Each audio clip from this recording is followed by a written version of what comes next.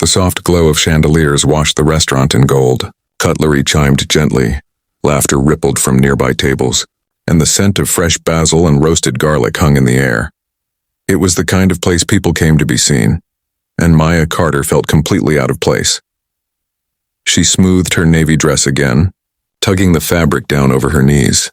The mirror in the restroom had told her she looked fine, maybe even beautiful. But under these glittering lights, surrounded by women who seemed effortlessly perfect, that confidence began to crumble. Her best friend, Nina, had begged her to go. Just one dinner.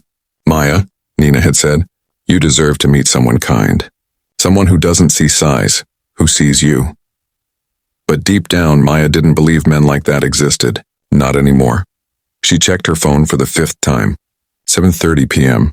The blind date was late. She sighed, stirring the ice in her water glass, and wondered if this would be another quiet evening spent pretending she wasn't disappointed. Then she heard a voice. Deep, calm, confident. Excuse me, are you Maya Carter?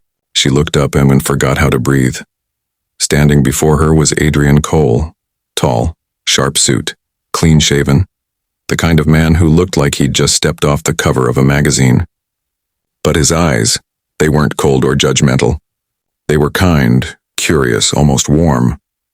Yes, I'm Maya, she said quickly, standing too fast and nearly knocking over her glass. He chuckled softly, catching it before it spilled. Don't worry, I'm usually the clumsy one. She blinked. You? Somehow I doubt that. He smiled, taking the seat across from her. You look better than your photo, you know. Maya froze, unsure whether to believe him. You don't have to say that. I'm not saying it to be nice, Adrian said simply. I'm saying it because it's true. For a moment, she just looked at him, searching for a flicker of mockery or pity. There was none. His voice was steady, sincere. So, he said, unfolding his napkin, tell me about you. What do you do when you're not making nervous guys like me sweat on first dates? Maya laughed despite herself. You nervous? Terrified, he grinned. But I hide it well. The waiter came, they ordered, and conversation began to flow. Easy, natural. Maya found herself laughing more than she had in months. Adrian asked questions, listened without glancing at his phone, and never once looked at her body the way others had, like it was something to be measured or fixed. But when he complimented her again, you have a smile that could stop traffic. She froze. Her fingers tightened around her fork. Please don't, she murmured. He blinked. Don't what? Don't pretend. Her voice trembled. I know what people think when they look at me. I've heard it all. I'm not what men like you want, Adrian. I'm not slim or perfect or whatever you pictured. He opened his mouth to speak, but she continued, her eyes glassy with unshed tears. Let's just be honest, okay? No one marries a fat girl, sir. They flirt. They're kind, but they never stay. The words hung between them, heavy, raw, unguarded. The restaurant noise seemed to fade into silence. Adrian leaned forward, his gaze unwavering. Who told you that? She laughed bitterly. Everyone. The world. Every man who looked right through me. Adrian studied her. Not her body, not her clothes. Her. The woman who'd just spoken with quiet heartbreak and impossible strength. Then he smiled softly.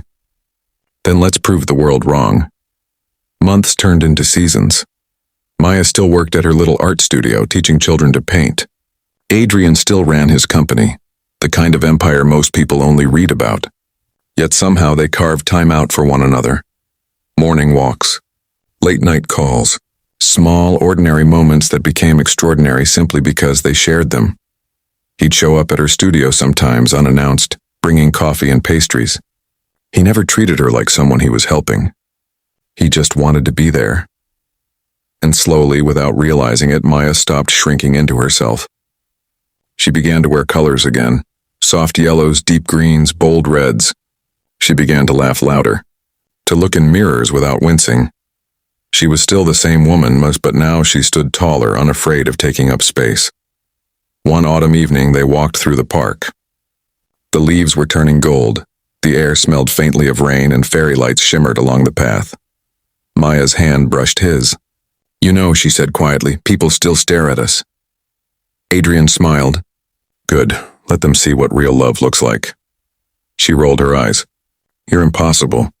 Maybe, he said, but I'm yours. They stopped under a large oak tree, its branches whispering above them. Adrian turned to face her, suddenly serious. You once said no one marries a fat girl, he murmured. Her eyes widened. Adrian? He reached into his coat pocket and pulled out a small velvet box. Then let me be no one. Her breath caught. Tears welled instantly as he sank to one knee. Maya Carter, he said softly, voice trembling with emotion. You've shown me what strength looks like, what kindness feels like. You taught me that beauty isn't something you see. It's something you feel when you're around the right person. You made me a better man. He opened the box. A simple gold ring shimmered in the dim light. Will you let me prove them all wrong when every single day we're here for the rest of our lives? Maya covered her mouth, tears spilling freely. She couldn't speak. She only nodded once, twice before whispering, Yes. He slid the ring onto her finger, stood, and pulled her into his arms as the city lights blurred around them. In that moment, every cruel word, every rejection, every wound she'd ever carried, vanished.